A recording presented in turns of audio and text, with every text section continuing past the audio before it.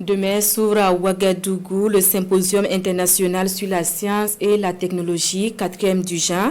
Pour en parler, nous recevons pour vous Maxime Drabo, délégué général du CNRST. Bonjour. Bonjour. Bienvenue. Merci. Un symposium international sur la science et la technologie, il s'agira de quoi concrètement?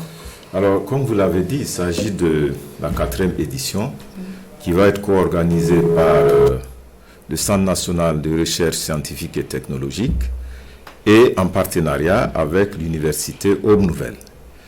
En réalité, nous entretenons une longue expérience en matière d'offres d'enseignement et en matière d'activité et de recherche. Alors, le thème de ce symposium, s'il vous plaît, c'est résilience alimentaire, nutritionnelle et sanitaire dans un contexte de crise sociale et environnementale. Alors, on allait y revenir. Qu'est-ce qui sera fait concrètement pour vraiment répondre à ces défis qui ont été cités et retenus comme thème? Oui, vous savez que l'humanité en général, l'Afrique et le Burkina traversent depuis une dizaine d'années, et encore aujourd'hui, un certain nombre de crises qui impliquent l'intégrité physique, l'intégrité morale, l'intégrité mentale des individus et des groupes d'individus. Cela se traduit par quoi? Vous le savez, l'insécurité, les crises alimentaires, les maladies émergentes et réémergentes, vous avez le Covid-19.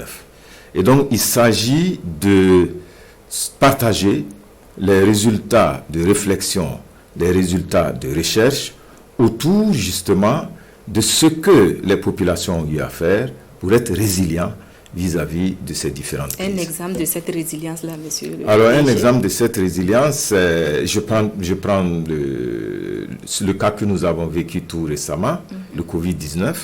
Les populations étaient résilientes en adoptant toutes les mesures qui ont été prescrites. Et vous voyez qu'il y a eu un effet sur l'évolution de cette crise-là.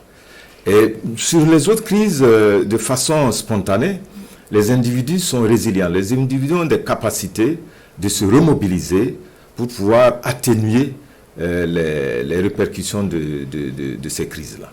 Okay. Dans la pratique, qu'est-ce qui sera fait concrètement? Alors, il faut savoir que la recherche contribue, la recherche contribue par la production de connaissances, par la production d'outils, de stratégies, et accompagne justement ceux qui sont concernés par ces crises, les accompagne pour mieux développer ces facteurs de résilience. Donc, il s'agira d'organiser ces échanges-là autour de communication orale, autour de tables rondes, autour aussi d'expositions. Il y aura environ 40 stands d'exposition de résultats de recherche.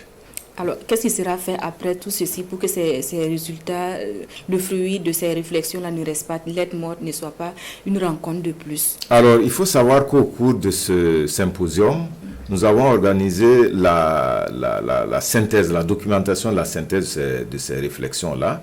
Donc, il y a partout des rapporteurs et tout cela va constituer un résultat documenté qui va être mis à disposition de tous les acteurs concernés et intéressés.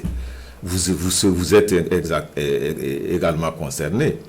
J'allais demander quel est le profil des participants à ce symposium-là. Alors, c'est tous les profils. Il s'agit de... Bon, je commence par nous, notre chapelle, les chercheurs, anciens chercheurs, les inventeurs, innovateurs, le monde de l'information et de la communication comme vous êtes invités, les étudiants, les professionnels, toutes ces ONG qui travaillent aux côtés de nos populations pour faciliter leur résilience et pour les accompagner.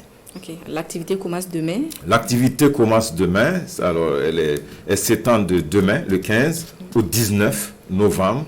Et elle aura lieu à la salle des actes de l'université Joseph Kizerbo.